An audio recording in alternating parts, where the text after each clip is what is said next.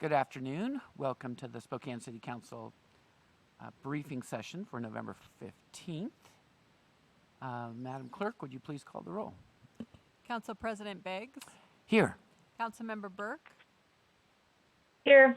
Councilmember Cathcart. Present. Councilmember Kinnear. Present. Councilmember Stratton. Here. Councilmember Wilkerson. Present. Let the record reflect that Councilmember Mumm is absent. And we understand that she may be joining us, but she has a conflict this afternoon. With that, I'll turn it over to Mr. Ormsby for the briefing of the advanced agenda for November 22nd. Thank you, Council President and members of the Council. On the administrative session for next week, the consent agenda has a limited number of items, the first of which is a recommendation on the purchase of 2 replacement boiler fan assemblies, and David Payne from the Waste Energy Plan is here to brief this item. David. Good afternoon, Council President, Council members. This is a request to purchase 2 replacement boiler fan assemblies for our induction draft fans, which at the committee this afternoon I related pulls the air through the boiler and pushes it out the stack. During the May 2021 and again in the November 2021 maintenance outages that we just completed, we found some critical failure components. So we have a quote to replace these, and we'll probably replace at least one of them, boiler 2, during an unscheduled outage in the month of February or early March, the other one to be replaced, if possible, at the same time frame, but probably in May. The total cost for these is $408,296.56, including shipping. Any questions? Thank you. Thank you, David. The next item is the recommendation on the award of a low bid for the Thor Freya reconstruction, and Dan Bowler from Engineering Services is here to present this item. Dan. Item 2 is the proposed low bid contract for the Thor Freya reconstruction with Cameron Riley of Spokane for $8,959,655, to which we propose to set aside a 10% administrative reserve. This project paves Thor and Freya from Sprague to Hartson. The low bid excluding the intersections at 2nd and 3rd Avenue, which are slated for the following year. The low bid from Cameron Riley was approximately $750,000, or about 7% above the engineer's estimate. 2 other bids were received. This work is planned next year, and a majority of this project is paid for with federal grant funds. Any questions for Dan? Thank you, Dan. There's a question. Councilmember Wilkerson. I'm sorry. Dan, do you just have a guesstimation of how long that's going to take? That's such a major thoroughfare. Yeah, it's the entire construction season. We have it slated such that while, as you know, that Thor is southbound one way and Freya is northbound one way when you're north of Hartson. When we're working on Thor, Freya will become 2 ways. When we're working on Freya, Thor will become 2 ways. So I live on the South Hill. It's going to be a mess and it's going to be a pain, but we won't shut down traffic completely through that area. Perfect. Thank you. I live in the same location. Okay. Any other questions for Dan? Okay, I'm not seeing any. The next item, before I introduce this, I just want to recognize that a longtime city employee, Kathy Knox, retired at the end of October after over 25 years of service to the city of Spokane. And recently, Bridget Condon was selected as the interim public defender and will lead that office until the completion of a national search to fill this vacancy. And Bridget is joining us today for her first time in this role, and she wants to recommend the council accept a grant from the Washington State Office of Public Defense. So with this, I'll introduce Bridget and ask her to present this item. Thank you for the introduction. I appreciate it. I'm asking the City Council to accept approximately $193 in Office of Public Defense funds. This allows us to attend first appearances and supports our investigators. So I would ask the City Council accept that. It's been a grant ongoing for the past 10 years, and the grant is for the next 2 years. And thank you for having me. Thanks, Bridget. Does anyone have any questions for Bridget? Okay, thank you. Next, we have an MFTE recommendation for a conditional agreement, and Terry Stripes is here to present this item. Council, thank you. This is Liberty Park expansion. We talked about this during the urban experience. It was on your consent items for your review. This is 54 units between three. To begin with, I apologize. This is a conditional contract. Remember, on multifamily tax exemption, they have to apply for multifamily tax exemption before they can get a building permit. So this is a conditional contract, and this is their plan. They are planning for 54 units over 3 different buildings.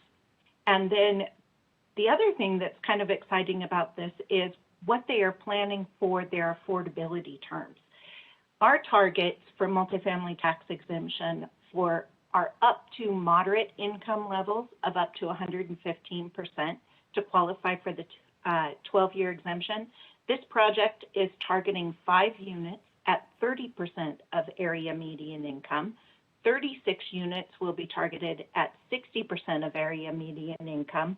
And the remaining 76% of the units will be still targeted as affordable to those that are extremely low or very low AMI. But they are also working to hit some state requirements for some additional funding to help them with the very low and low moderate income levels.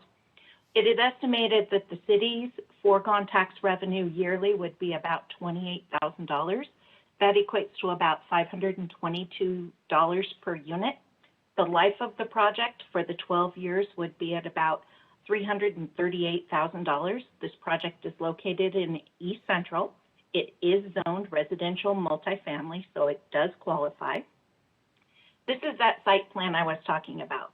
So they're planning a building C over here, just north of Hartson, and then buildings A and B would be just off of Perry. Now, this is connected to the existing Liberty Park Apartments and the community serving center there. Do you have any questions? Some of this was contained in your briefing materials too. That's all I've got for you then. Thank you. Terry, thank you for being here this afternoon. Next, we have a proposed contract for Cohesity new 2-node block storage expansion, and Mike Sloan, our IT director, is here to present this item. Thank you, Mr. Ormsby. Good afternoon, Council President, City Council.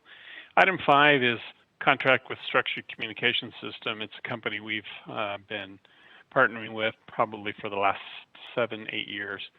This is an item that expands our ability to store more information.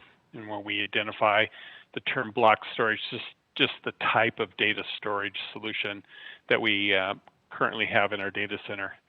Because of the expansion growth of data from all divisions, we need to be able to have enough capacity for failover if internal pieces happen to fail. So this gives us that stretched capacity. We're asking your approval for this 2-node cluster, just short of $130,000, purchased through the NCPA contract for state and local government. Any questions for Mike? Thank you, Mike. Great, thank you. The next item is a proposed extension of our utility information system project, and Marlene Feist, our Director of Utilities and Public Works, is here to present this item. Thank you, Mike. Good afternoon, Council. So I'm here to request an extension and additional funds for our UIS software system. If you recall, this system actually is the billing system for $200 million worth of utility billing annually. This project, while we've made significant progress, has gone slowly, slower than we would have liked. So we are seeking an extension here that would extend our go-live date till the first quarter of 2022 and post-go-live support into the spring. This is for an additional nearly $500,000 on a $4 million project. We have recommitted our teams both at the vendor level and in the city to make sure that the project will get done. And this work is a not to exceed amount, so there's quite a bit of this that is contingency. We wanted to make sure we had sufficient funding to complete the project, but also if we didn't need that money, that we wouldn't spend it. So you can see that actually a little more than half of that funding is on a contingency basis. So I don't know if you have additional questions, but we did save $150,000 with this approach on this additional work. So.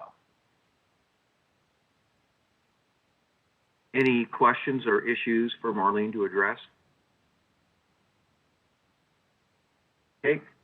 Next, we'll move on to the two placeholder items on agendas. The first is for claims and payments, and those amounts will be filled in prior to next week's meeting.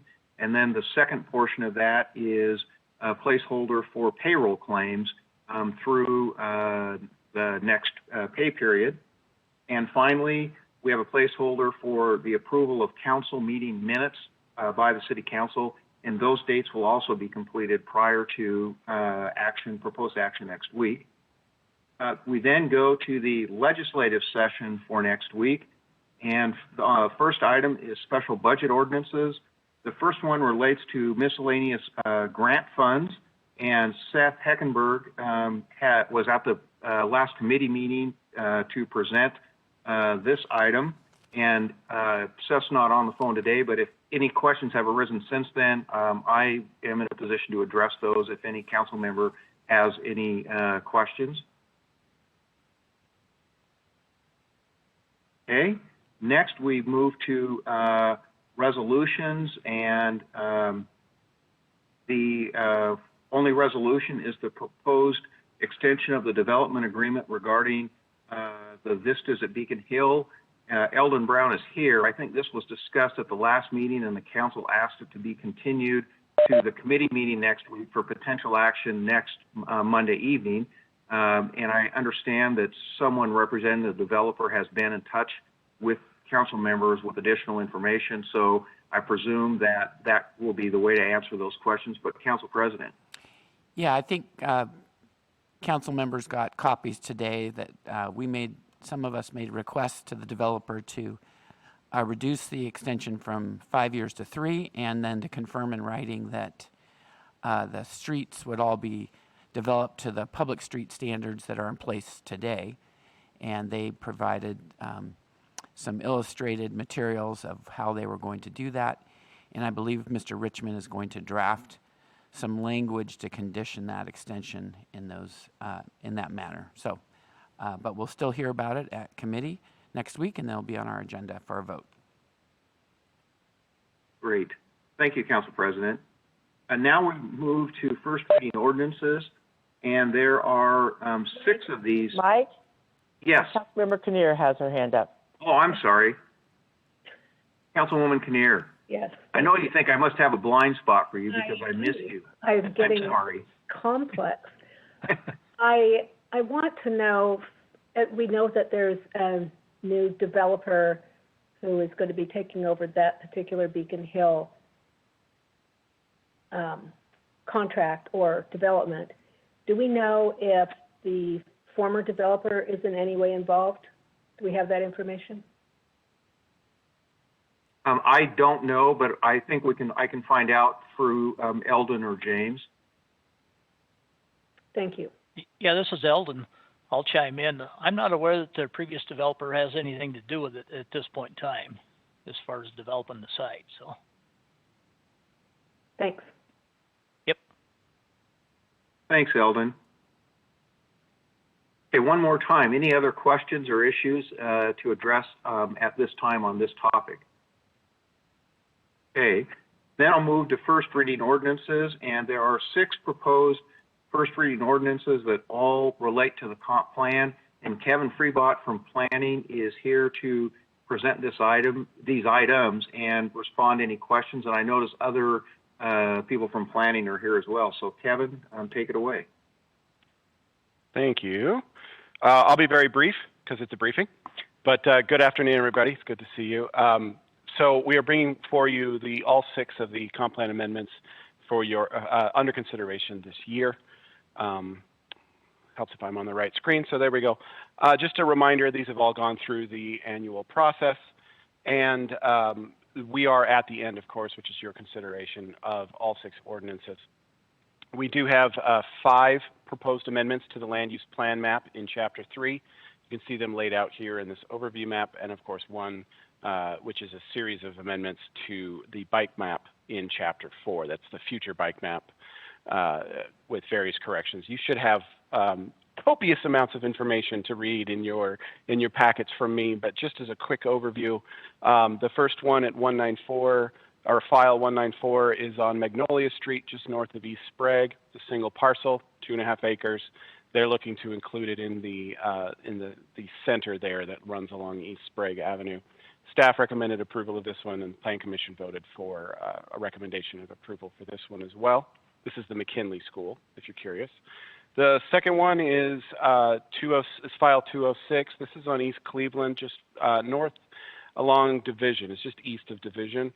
This one has gone through a lot of thought and discussion at the Plan Commission level, but ultimately we ended up with 15 parcels of about 4 acres. The original applicant is this western parcel here, but Plan Commission has recommended that the proposal include 14 additional parcels to the east. This one would take all of this from single family into a residential multifamily zoning.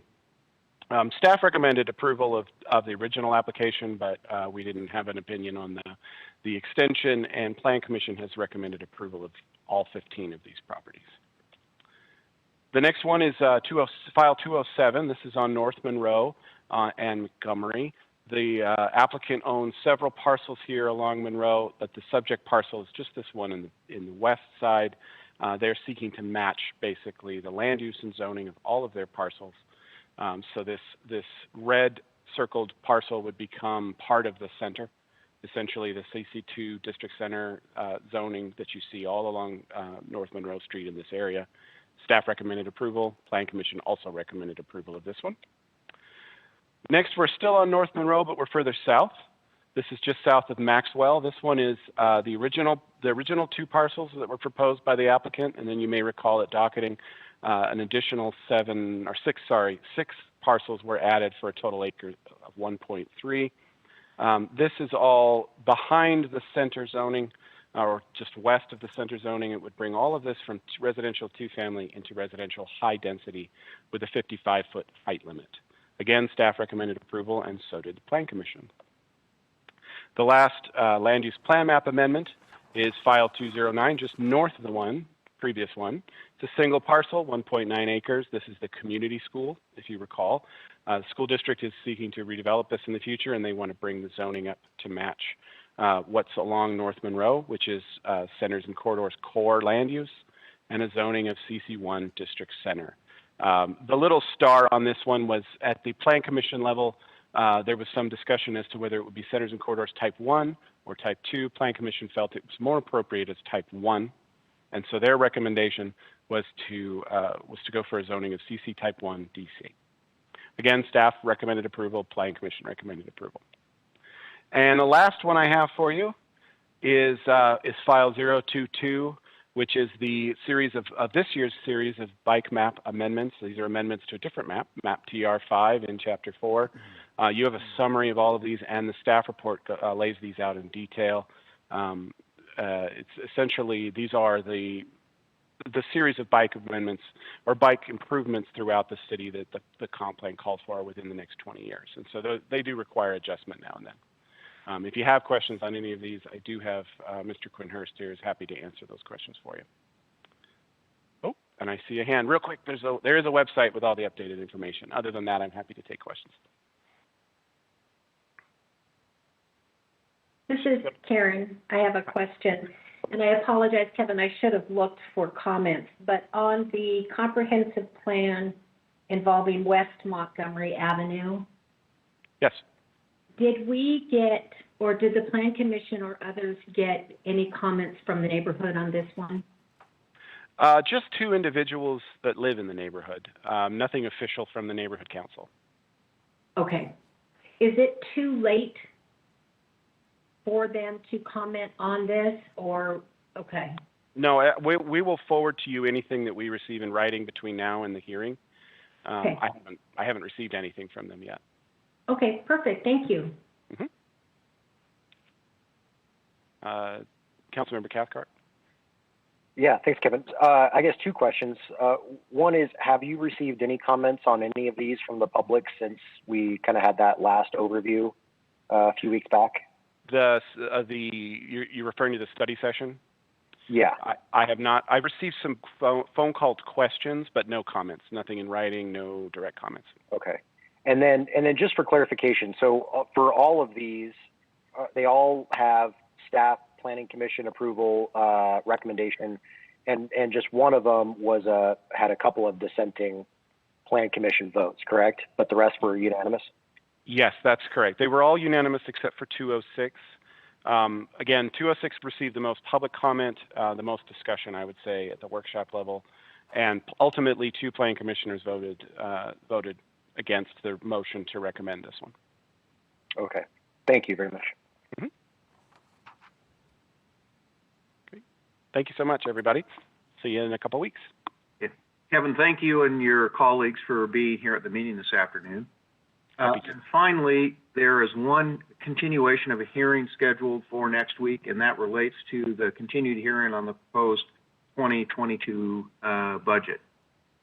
That, Council President and members of the Council, is the recommended consent agenda for the November 22nd meeting. All right. Is there a motion to approve the agenda for November 22nd? So moved. So, second. Okay. So moved and seconded. And any commentary? And I note that Councilmember Mumm has joined us. All those in favor of accepting the agenda indicate by saying aye. Aye. Aye. Aye. Any opposed, nay? Any abstentions? All right. The advanced agenda is approved. Turning to tonight's agenda, I've had no requests for changes, which I think makes it a unicorn agenda. So with that, why don't we go to the consent agenda? Reports, contracts, and claims. Number 1, one-year value blanket for the 2022 ammunition order from both San Diego Police Equipment and Dooley Enterprises with 4 annual renewal options, $175,000 for both companies. Number 2, 10-year interdepartmental agreement between the Public Works Division and the Parks Department investing in parks projects that achieve water savings, allow for better management of parks landscaping, and support long-term water system needs, $250,000 annually. Number 3, memorandum of understanding between Spokane County, County Sheriff's Office, and City Police Department to some award WASPIC grant funds for the fiscal year 2021-2022 Regional Mental Health Field Response Team Project. $833,433 relates to Special Budget Ordinance C-36-134, which will be considered during the 6 p.m. legislative session. Number 4, industrial pretreatment program multi-jurisdictional agreement with Spokane County. Number 5, acceptance of the Washington Traffic Safety Commission grant for municipal DUI court from October 1, 2021 through September 30, 2022, $50,000. Number 6, contract renewal with Wingfoot Commercial Tire Systems LLC for the repair of miscellaneous tires for 1 year, using Washington State contract number 00519, $150,000. Number 7, contract renewal with Gulls LLC for police uniforms for 2021 and 2022, estimated average amount of $100,000 annually. Number 8, report of the mayor of pending claims and payments of previously approved obligations, including those of Parks and Library through November 5, 2021. Total $8,192,496.01, with Parks and Library claims approved by the respective boards. Warrants excluding Parks and Library total $7,874,087.43. Number 9, City Council meeting minutes for November 1 and November 4, 2021. All those in favor of adopting the consent agenda indicate by saying aye. Aye. Aye. All those. Aye. Anybody opposed, nay? Any abstentions? All right. Consent agenda is approved. And that brings us to the end of briefing session. We'll see people back at 6 p.m. We're adjourned.